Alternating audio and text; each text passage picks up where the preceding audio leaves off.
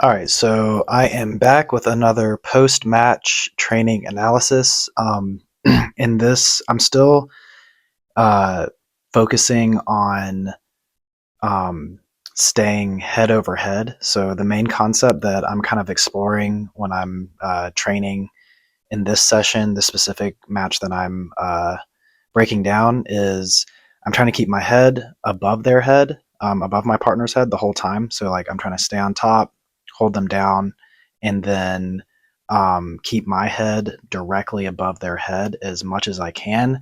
The second thing that I'm trying to do is basically just kind of step into their guard, like almost instead of like trying to pass, I'm practicing putting myself in a position where, like, if this was an MMA fight or a s- uh, a f- I guess like a match that allowed striking, I would be in a good striking position where I'm like upright and I have my hands free, and I'm kind of like putting pressure on them over time as opposed to getting down low and squeezing and that sort of tight body lock style passing, which I love.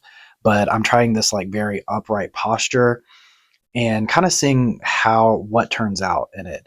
So the a lot of the things that I've noticed is it really lends. It's like main problem is going to be leg entanglements because I'm very upright. My legs are just like right there for the taking. So what I'm allowing myself to do is um, just expose myself to the entanglements, and when they entangle my legs or if they entangle my legs, just fight to stay up as long as possible. And like maybe I clear the feet if I feel some danger, but just basically like practice having a good base and having good balance in those entanglements. And if they do sit me down to a hip, I'm trying to basically stand right back up. So the guy that I'm going with, he's pretty strong and he's a leg locker. Like his main game is leg lock. So this was like a really good test to kind of see how this concept of staying on top, keeping my head over their head, and keeping this posture, like this high posture, almost like a judo style posture, like very upright. Um, how this works for guard passing, staying on top, pressuring, keeping someone down. So yeah, let's go ahead and watch it. I think a bit like half of this match, he and I are just standing, trying to get the better of one another. Um, yeah, I'm the guy in the blue, and he is the guy in the black rash guard top. And I believe what I'm doing is notice like I keep a really upright posture. Part of a big part of my game is countering poor shots or just countering shots in general. Like, so I kind of like will bait someone to go to my legs. And if they shoot for my legs, I'm immediately looking for that front headlock to catch like a front headlock or to sprawl on them and take their back.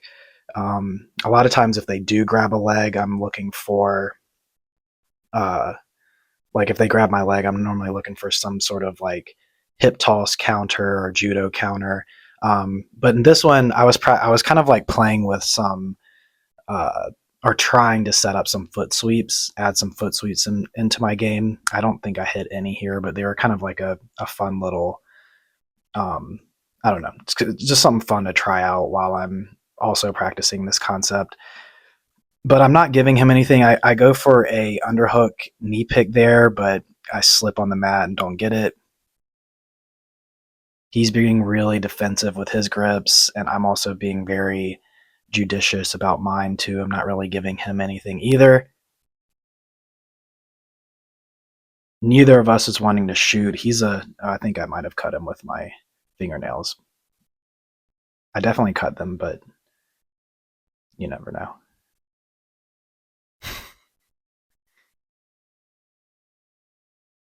So yeah, looking for, oh, there we go. Scoop up the leg. Now I've got the single leg. I really honestly didn't even want the single leg. I wanted to try and do a foot sweep, but I ended up trying to throw him down. He pulls guard, and I'm like, thank goodness we're finally going to the ground. and he immediately starts to entangle my legs, which I completely expected. So now I get to play this game where I'm trying to stay up, like above, and keep head height the whole time, which will keep him down. And notice I just step like right into his guard. Um, I'm not trying to pass. I'm not trying to submit him. Um, I'm just trying to like basically stay what I call in the pocket. Like I'm trying to stay in the pocket the whole time. So if he entangles me, I'm going to try and stay up the whole time. Right here, I kind of like am trying some sort of cheeky like foot lock just to kind of get him moving a little bit.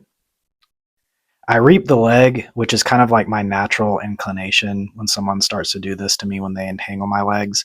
Uh, I should have been a little more disciplined and just started to get inside position. But either way, I disentangle the legs and I stand right back up. And then I enter the guard. I found that this works really well when someone gets inside position. I just pinch my knees and I do this quasi knee cut thing where like I'm on top of them, but I don't actually cut through. I just kind of, once again, you can see my head. I'm trying to keep it like above his head the whole time. And another thing I've been doing is trying to press down on their chest, or if they can take it or they're not really new, I'll normally press down on their head or chin in some way. He goes ahead and entangles my legs again. I'm kind of trying for some weird foot locks just to get him moving a little bit. He can be really sticky.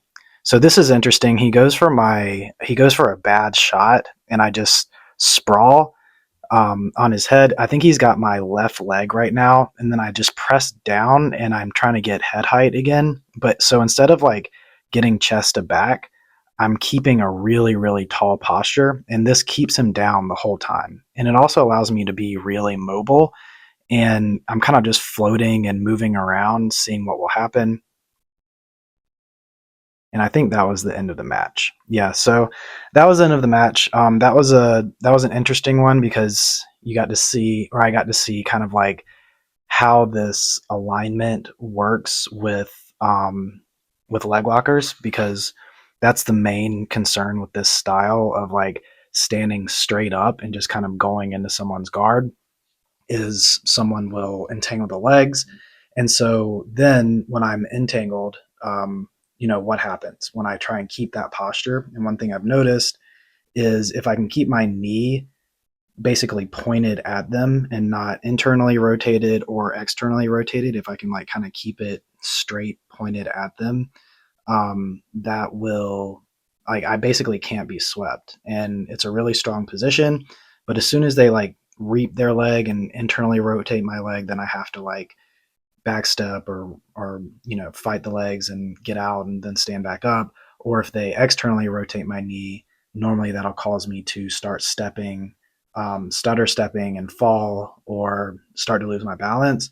So that I've noticed that like keeping my knee strong and straight is one of the most important things. But for the leg entanglement, at least. And then, and then just kind of like staying in the pocket and seeing what happens when I try and keep a very tall posture. And you notice like it led to a lot of really interesting, um, I guess, like opportunities where I could have capitalized on some passing, but I didn't. And I think that is like the next progression into this like sort of training style that I'm on right now, is like, okay, now that I've kind of sat in the pocket and I've practiced my balance and seen what happens when I just kind of like stand over someone and allow them to try and move me around, and I have a very tall posture, the next step would be, okay, now how can I capitalize and like progress this position into a more controlling position or a submission.